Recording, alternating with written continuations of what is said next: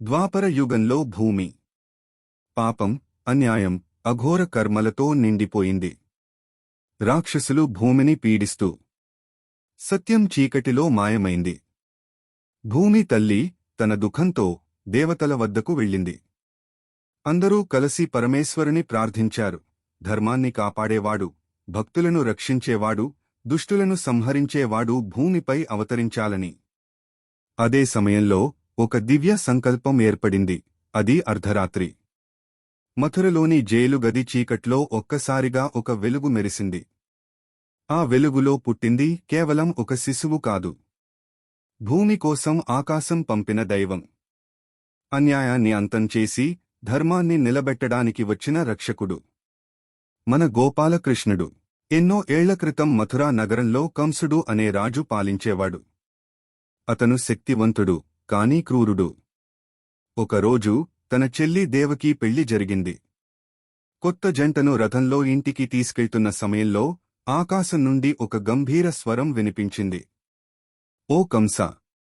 దేవకీకి పుట్టే 8వ బిడ్డ నీ పాలనకు ముగింపు తెస్తాడు.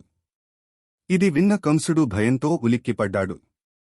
తన ప్రాణం కాపాడుకోవాలని తన చెల్లెలైన దేవకీని చంపడానికి కత్తి తీశాడు.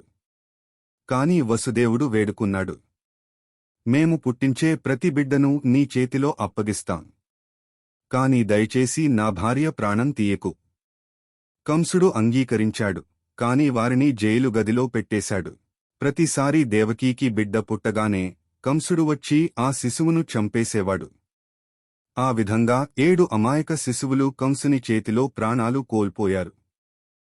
8వ సంతానం గర్భంలో ఉన్నప్పుడు మళ్లీ ఆకాశవాణి వినిపించింది. ఈ బిడ్డ సాధారణుడు కాదు. ఇతనే విష్ణుమూర్తి అవతారం. ఇతడే కంసుని అంతం చేస్తాడు. భాద్రపద మాసం, కృష్ణపక్షం, అష్టమి తిథి. అర్ధరాత్రి. జైలుగది లోపల ఒక ప్రకాశం వెలిగింది. దేవకీకి దివ్యశిశువు జన్మించాడు. నీలవర్ణం, మయూరపింఛం కిరీటం, 4 చేతుల్లో శంఖం, చక్రం, గద, పద్మం. తల్లిదండ్రులు నమస్కరించగా ఆయన సాధారణ శిశువుగా మారాడు. ఆ సమయంలో అద్భుతం జరిగింది. కాపలాదారులు గాఢ నిద్రలో పడ్డారు. సంకెళ్ళు వాటంతట అవే విరిగిపోయాయి. గడియల తలుపులు తెరుచుకున్నాయి. వసుదేవుడు శిశువును ఒక చిన్న గిన్నెలో పెట్టి తలపై మోసుకుని వరదతో ఉప్పొంగిన యమునా నదిలో అడుగుపెట్టాడు. నదీ జలాలు పక్కకు తప్పుకున్నాయి.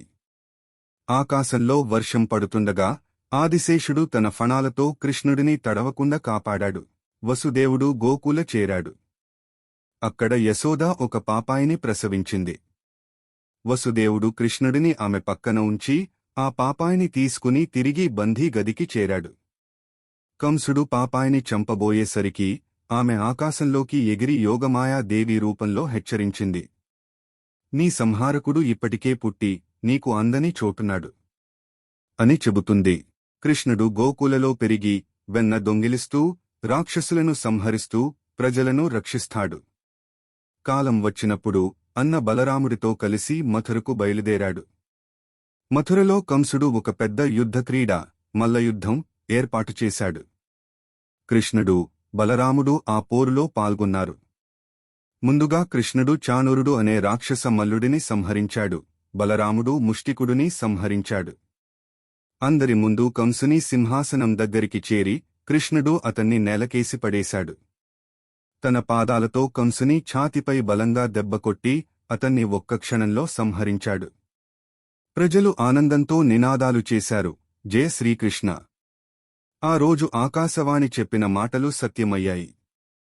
అన్యాయం అంతమైంది, ధర్మం గెలిచింది. ఆ అర్ధరాత్రి సమయంలో అన్యాయపు సంకెళ్ళు విరిగి భక్తుల హృదయాల్లో ఆనందం ఉప్పొంగింది. ఎందుకంటే శ్రీకృష్ణుడు అవతరించారు. ఆయన వేణువుల సుర ఇంకా మనల్ని పిలుస్తూనే ఉంది.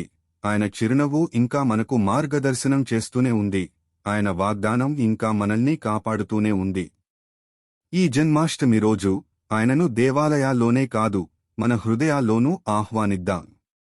నంద్ కే ఆనంద్ భయో. జయ కన్హయ్యా లాల్ కీ. జన్మాష్టమి కేవలం పండుగ కాదు. అది చీకటిలో వెలుగు పుట్టిన రాత్రి. అన్యాయం ముందు ధర్మం గెలిచిన క్షణం. ఈ రోజు మన హృదయంలో కూడా కృష్ణుడి వెలుగులు విరజిమ్మనివ్వండి. హరే కృష్ణ, కృష్ణ కృష్ణ, హరే హరే. జై శ్రీకృష్ణ.